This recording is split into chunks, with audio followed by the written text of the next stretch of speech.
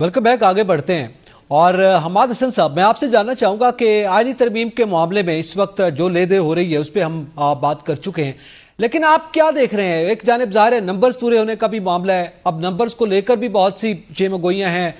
कुछ वो कह रहे हैं कि इन्होंने हमारे कुछ जो मेंबरान थे उनको कब्जे में रखा हुआ था, फिर वो चले गए एहतजाज के बाद, जबकि पीटीआई की जानिब से ये बात की जा रही है कि हमने खुद छुपा दिया अपने मेंबरान को। ये मुख्तलिफ बातें हैं लेकिन आप क्या समझते हैं, ये मामला सिर्फ मौलाना के हाथों में है या जो मखसूस नशिस्तें हैं वो इस खेल का पासा पलट देंगे? देखिए, 63A के फैसले के बाद मौलाना की सियासी पोजीशन वो नहीं रही जो उससे पहले थी।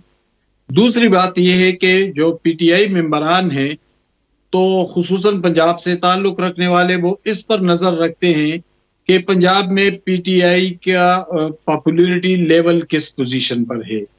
जाहिर है कि संगजानी, लाहौर, पिंडी और एहतजाज के बाद पंजाब की पोजीशन में एक इर्तियाश और एक तब्दीली नुमायां होने लगी है। यानी लाहौर में जब अली अमीन गंडापुर जलसे में पहुंचे तो वहां पर पंजाब से आए लोगों की तादाद बहुत कम थी। फिर जब पिंडी में एहतजाज हो रहा था लियाकत बाग में, तो वहां पे सिर्फ जो मकामी क़यादत थी, राशिद हफीज और एजाज जाजी और ये लोग, सिमाबिया ताहिर, तो ये लोग दिखाई दिए, लेकिन पंजाब की मरकजी क़यादत और दूसरे अजला से आए जुलूस कहीं दिखाई नहीं दिए। फिर एहतजाज जो डी चौक में हुआ तो वहां पर भी जो जुलूस आया तो वो तकरीबन 98% लोग जो थे वो खैबर पुख्तनख्वा से थे। गो कि उनकी वो तादाद नहीं थी जो एक्सपेक्ट की जा रही थी, लेकिन बहरहाल जितने भी लोग थे वो तकरीबन सब के सब पुख्तून थे। तो क्या हम जरा इसका तज्जिया कर ले कि क्या जो अली अमीन गंडापुर ने जुबान इस्तेमाल की, फिर उनके वजीर तालीम मीना खान अफरीदी ने सूबाई असम्बली में खड़े होकर मरियम नवाज के खिलाफ जो जुबान इस्तेमाल की, तो क्या नफसियाती तौर पर पंजाब में एक रद्द अमल उभरने लगा है? अगर ऐसा है, जिसके कुछ न कुछ शवाहिद तो सामने आ रहे हैं, अगर ऐसा है तो फिर पंजाब से ताल्लुक रखने वाले पीटीआई के एमएनएज अपने फैसलों पर नजरसानी करेंगे, फिर वो अपना लाइहा अमल तय करेंगे। मेरे मालूमात के मुताबिक पंजाब के कुछ एमएनएज का आपस में राब्ता है और अभी 2 दिन पहले उनका एक इजलास भी हुआ है कहीं पे। तो अगर ये सूरत हाल आगे की समझ बढ़ रही है तो फिर मौलाना की सियासी पोजीशन वो नहीं रहेगी, लेकिन मौलाना की जरूरत एक और हवाले से बहरहाल है। खैबर पुख्तनख्वा में पीटीएम के हवाले से जो कुछ हो रहा है वो आपके सामने है, और पीटीआई तो जाहिर है कि वो तो एस्टेब्लिशमेंट के साथ उनकी मुखालिफत है, एएनपी भी उसी पोजीशन पे है। तो जाहिर है काउंटर के लिए मौलाना साहब चाहिए, ये बड़ी अहम बात आप कर रहे हैं, इस पर मजीद भी बात करेंगे, लेकिन थोड़ा सा इसी आईनी तरमीम के हवाले से नंबर्स की वजह से हम बात कर रहे हैं। अच्छा, इस पर कोई दरखास्तें भी गई हैं, और आजम चौधरी साहब मैं आपसे जानना चाहता हूं कि आपके इल्म में है कि सेनेटर मुस्तफा नवाज खोखर ने भी ये दरखास्त दायर की है अदालत में, और वो ये कह रहे हैं कि इस मुसवदे को पब्लिक किया जाए। आप क्या समझते हैं, इसको क्यों खुफिया रखा जा रहा है, चाहे वो हुकूमती ड्राफ्ट हो या इवन के जिस ड्राफ्ट का जिक्र JUI फेक के हवाले से किया जा रहा है? देखिए, आज तक इस हुकूमत को सुर्खी का सामना इस ड्राफ्ट के इसी वजह से हुआ है कि इसको खुफिया रखा गया। अगर ये इसके ड्राफ्ट के सारे मंदरजात सामने आ जाते तो शायद हुकूमत को ये सुर्खी फेस ना करना पड़ती। अभी भी आप देखें कि उसको छुपाने की हत्तुल इम्कान कोशिश की जा रही है, जिसकी वजह से अब देखें तमाम हाई कोर्ट्स के अंदर बुकला चले गए हैं कोर्ट्स के अंदर के इस ड्राफ्ट को पब्लिक किया जाए। जिस तरह पहले अर्ज कर रहा था कि अगर मौलाना फजलुर रहमान साहब अपने बनाए हुए पॉइंट्स को पब्लिक कर देते हैं तो हुकूमत को फिर उसमें भी सुक्की का सामना करना पड़ेगा। अगर हुकूमत ने अपने कुछ पॉइंट्स हैं उनको हिडन रखा, क्योंकि अभी जो भाई बात कर रहे थे थोड़ी देर पहले कि इस ड्राफ्ट के अंदर बहुत सारी ऐसी शिक्स हैं जो आज भी काबिल एतराज हैं, और मुझे लगता है कि आज ये सियासी पार्टियां जो हुकूमत में है वो आज इस आईनी तरमीम को पास करवा भी लें तो हो सकता है 2-4 साल बाद उन्हें दोबारा एक आईनी तरमीम की जरूरत पेश आए कि इन्हीं जो आज वो शिक्स इसमें पास होंगी उनको रिवर्स करने के लिए।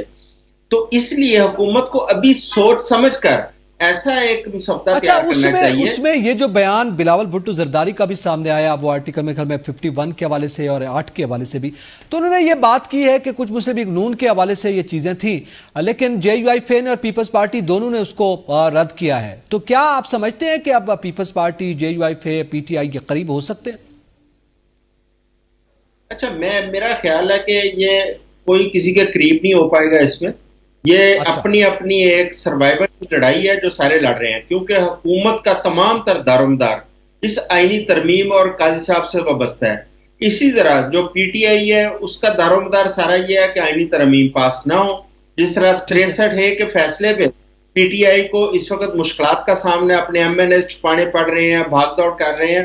اسی طرح یہ آئینی ترمیم اگر ہو جاتی ہے اور جو الیکشن کے جو فارم 45 اور فارم 47 اور جو ٹریبیونلز ہیں ان کے اوپر نئے چیف جسٹس آ کے کوئی نیا آرڈر کرتے ہیں اور وہ سارا کچھ کھل جاتا ہے، تو لہٰذا حکومت جو ہے وہ اس کی بیساکھیاں جو اس نے پکڑ رکی ہیں وہ ختم ہو جائیں گی، وہ ٹوٹ جائیں گی. اس لیے ظاہر ہے دونوں جانب سے وہ جو ہے وہ مقابلہ سخت ہے. اچھا، اب اسی میں ہی ذوالقرنین اقبال، آپ کے نزدیک ظاہر پانچوں ہائی کورٹس میں، سپریم کورٹ میں ان کے آئینی ترمیم کو روکنے کے بارے سے درخواستیں دائر کی گئی ہیں. ایک تو کسی بھی ہائی کورٹ سے آپ سمجھ رہے ہیں کہ کوئی اس کے خلاف فیصلہ آ سکتا ہے، اور اگر آ جاتے تو کیا حکومت اس کو امپلیمنٹ کرنے دے گی؟ دیکھیے، امپلیمنٹیشن کرنا تو کوئی گورنمنٹ کی چوائس نہیں ہوتی، امپلیمنٹیشن کرنا پڑتا ہے. اور اس معاملے میں کیونکہ تمام ہی ہائی کورٹس میں آلموسٹ یہ چیلنج ہو چکا ہے سوائے غالباً سندھ کے.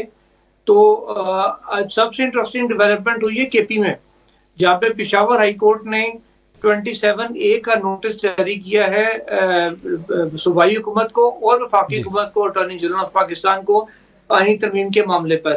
27A کا نوٹس ہوتا ہے جس میں ایڈوکیٹ جنرل کو اور اٹارنی جنرل کو عدالت کہتی ہے کہ آپ آ کے اس معاملے پہ ہماری معاونت کریں.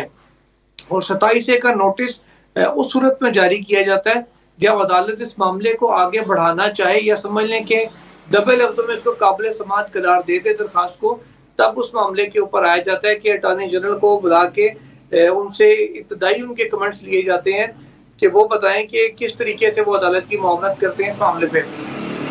اب جو حالات ہیں اس وقت ایڈوکیٹ جنرل کے پی کے ہیں، وہ تو ڈیفینیٹلی جائیں گے اور جا کے عدالت کو یہ کہیں گے کہ ایک مسودہ سامنے آنا چاہیے، کیونکہ اس میں ایک لیگل پوائنٹ یہ بھی ان کے سامنے سے آ سکتا ہے جو مصطفیٰ نواز کھوکھر نے بھی اپنی پٹیشن میں آج اٹھایا ہے. انہوں نے کہا کہ جب 18ویں ترمیم کی جا رہی تھی تو اس میں باقاعدہ پبلک سے بھی ان پٹ مانگی گئی تھی اور اس پہ پارلیمنٹ میں بہت لمبی ڈیبیٹ ہوئی تھی، جس کے بعد وہ کنسنسس کے ساتھ ہوئی تھی. صرف ایک اشمالہ طارق نے قومی اسمبلی میں اور سینیٹر حافظ عبدالرشید تھے اس وقت جے یو آئی کے ایم ایم اے کے انہیں کہا جا سکتا ہے، جنہوں نے مخالفت کی تھی ایک دو شکوں کی خالی ایک دو شکوں کی حد تک. اوورآل انہوں نے بھی سپورٹ کی تھی، تو یہ متفقہ ایک طرح سے 18ویں ترمیم ہوئی تھی. اسی چیز کو بیس بنا کے ابھی پٹیشنیں یہ کی جا رہی ہیں اور آرگومنٹس بھی یہ ایڈوانس کیے جا رہے ہیں کہ پبلک کے کیونکہ مین سٹیک ہولڈر ہے پارلیمانی نظام کے اندر، کیونکہ سب لوگ ووٹ پبلک سے ہی لے کے آتے ہیں، تو پبلک کا کوئی انپوٹ نہیں ہے. اس طرح چوری چھپے راتوں رات آئین میں ترمیم نہیں کی جا سکتی جس پہ نہ کوئی ڈیبیٹ ہو، پبلک کا انپوٹ لیا جائے. ٹھیک ہے ذوالقرنین، لیکن امپلیمنٹیشن کے حوالے سے یقیناً آپ نے بڑی اچھی بات کی ہے، حکومت کے پاس کوئی چوائس نہیں ہوتی اور ان پرنسپل یہ صحیح بات ہے، مگر 12 جولائی کے فیصلہ اور پھر اس کی امپلیمنٹیشن اور پھر ابھی جو خطوط کا تبادلہ اسپیکر کی جانب سے بھی الیکشن کمیشن کو، وہ بھی تو ہم دیکھ رہے ہیں نا. امپلیمنٹیشن تو یہاں پہ بذات خود ایک سوالیہ نشان بن گئی ہے. اچھا، میں اس پہ آپ کو بتا دوں جو آپ نے اسپیکر کے خط والی بات کی ہے، الیکشن کمیشن بیسیکلی یہ پھنس چکا ہے. الیکشن کمیشن نے اپنے سر سے اتارنے کے لیے اسپیکر کے لیٹر سے پہلے، دوسرے لیٹر سے پہلے، جب پہلا لیٹر انہوں نے لکھا تو الیکشن کمیشن آف پاکستان نے اپنی طرف سے چالاکی دکھائی اور سپریم کورٹ میں ایک درخواست دائر کر دی اور یہ کہہ دیا جناب آپ ہمیں بتائیں، اسپیکر کہہ رہے ہیں لا پہ عمل کریں اور آپ کی ججمنٹ ہے، ہم کس کو فوقیت دیں. درخواست کے اندر جو موقف اختیار کیا گیا یا جو دلائل دیے گئے تھے وہ سارے قانون سازی کو سپورٹ کرنے کے حق میں دیے گئے تھے. اب وہ معاملہ سپریم کورٹ میں سب جوڈس ہے، پینڈنگ ہے. تو جب تک سپریم کورٹ اس پر ڈیسائیڈ نہ کر لے، الیکشن کمیشن اصولی طور پہ تو اس کے اوپر کوئی فیصلہ نہیں کر سکتا. اسپیکر چاہے 1 خط لکھیں چاہے 10 خط لکھیں، لیکن ٹھیک ہے، وہ مطلب اس کے ہاتھ ابھی بندھے ہوئے ہیں، جب تک سب جڑے سے یہ ہاتھ بندھے ہوئے ہیں. اچھا فیصل تھوڑا ٹیکنیکلی تو ہاتھ بندھے ہوئے ہیں، لیکن الیکشن کمیشن جس قسم کی آپ کو پتا ہے کہ گورنمنٹ کا سپورٹ چاہیے ہوتی وہاں سے مل جاتی ہے. این ممکن ہے وہ چاہے ایک دن کے لیے صحیح نشستیں حوالے کر دیں، لیکن جب تک ترمیم ہو چکی ہوگی، ترمیم اگر ہو جاتی ہے پھر ایک نیا آپ کو ایک مسئلہ بنے گا. तरमीम इन नहीं, केस वो हो तो जाती उल्टा है। फिर एक और यकीनी तौर पर एक और बहरान का हमें सामना होगा। देखिए वो एक लेकिन ऐसा पंडोरा बॉक्स खुलेगा जो पाकिस्तान की हिस्ट्री में पहले कभी नहीं खुला। कभी वो नहीं सिर्फ खुला, एक जाहिर। पॉइंट उसके ऊपर सुन लें, वो एक पॉइंट ये है जी जी, कि क्विकली जब प्लीज कोई जी। तकसीम हो जाएगी तो फिर उसके बाद, क्योंकि आईनी जुरिस्डिक्शन में ही चैलेंज होती है, कॉन्स्टिट्यूशनल कोर्ट के अंदर ही इसको चैलेंज किया जा सकेगा। 184(3) सुप्रीम कोर्ट से लेके नई जो आईनी अदालत अगर बनती है उसको चला जाएगा। अब क्या आईनी अदालत खुद अपनी तश्कील के खिलाफ फैसला कर सकेगी, या जजेस का कन्फ्लिक्ट ऑफ इंटरेस्ट नहीं होगा कि वो अपनी ही नौकरी उनकी चली जाएगी अगर वो कह दें कि आईनी तरमीम गलत हुई है? तो ये सीवियर कन्फ्लिक्ट ऑफ इंटरेस्ट आएगा, तो फिर वो कोई अदालत अपनी तश्कील को गैर आईनी कैसे करार दे सकती है? करार ये बड़ा देगी। अजीब और सा एक यकीनन बन जाएगा। ये मामला जो है जाहिर है फिर आने वाले दिनों में इस पर मजीद भी बहस होगी। थोड़ा मैं आगे बढ़ते हुए फैसल आपसे जानना चाहता हूँ, तहरीक इंसाफ की लीगल टीम हेड हैं, आपको पता है इंतजार पंजुदर साहब वो लापता हैं। उस हवाले से इस्लामाबाद हाई कोर्ट में भी जो है वो सुनवाई हुई है, लेकिन उसमें जो कोर्ट ने अब आईजी इस्लामाबाद को ज़ाती हैसियत में तलब किया है। अच्छा, आईजी इस्लामाबाद को माजी में भी हमने देखा लापता बहुत से अफराद हुए, उनको तलब किया गया, उनकी वही एक ही बात होती थी कि पुलिस के इल्म में नहीं है, ये मामला हमारे पास नहीं है, इसको देख रहे हैं। तो क्या इससे आप देख रहे हैं कोई मामला हल हो पाएगा? देखिए जी, इससे कतई मामला हल नहीं हो पाएगा, क्योंकि बेशुमार ऐसी इश्यूज हैं जिसके ऊपर इस्लामाबाद हाई कोर्ट ने आईजी इस्लामाबाद को भी तलब किया। उन्होंने मिसाल के तौर पे जो आपके जजेस के हवाले से जो चीजें थी उनको भी उन्होंने देखा, सेक्रेटरी इंटीरियर को कभी तलब कर लेते हैं, लेकिन उसका कोई भी हमने उस एक आध दिन या 2 दिन की खबर के बाद कोई रिजल्ट नहीं देखा। और ये तारीखी तौर पे भी हमने देखा कि सबसे इंपॉर्टेंट चीज ये है कि जो पार्लियामेंट चले वो एक चीज करता है या नहीं करता है वो एक अलग बात है, लेकिन जब भी एक कोर्ट एक रूलिंग देता है या कहता है कि जनाब इस तरीके से इसको किया जाए, तो एग्जीक्यूटिव उसके ऊपर कभी भी अमल नहीं करती। सबसे बड़ा मसला ये बन रहा है कि कोर्ट की तरफ से आती थी एक स्टेटमेंट और उस पर अमल की बात करते, तो अमल तो अब कोर्ट नहीं कर सकता, वो तो कोर्ट करना है एग्जीक्यूटिव को। एग्जीक्यूटिव अंडर कंट्रोल होती है ऑफ द गवर्नमेंट, तो वो कभी भी वो चीजें हुई नहीं है। और इस्लामाबाद में तो खास करके नहीं हमने देखा कि हुई, क्योंकि इतना सपोर्ट उनको मिला हुआ है मुख्तलिफ इदारों की तरफ से कि वो इतना वो समझते नहीं है। लेकिन जहां तक आप बात कर रहे हैं ना कि किस तरीके से होगा, अमल नहीं होगा, मेरा ख्याल है बिल्कुल कुछ भी नहीं होगा।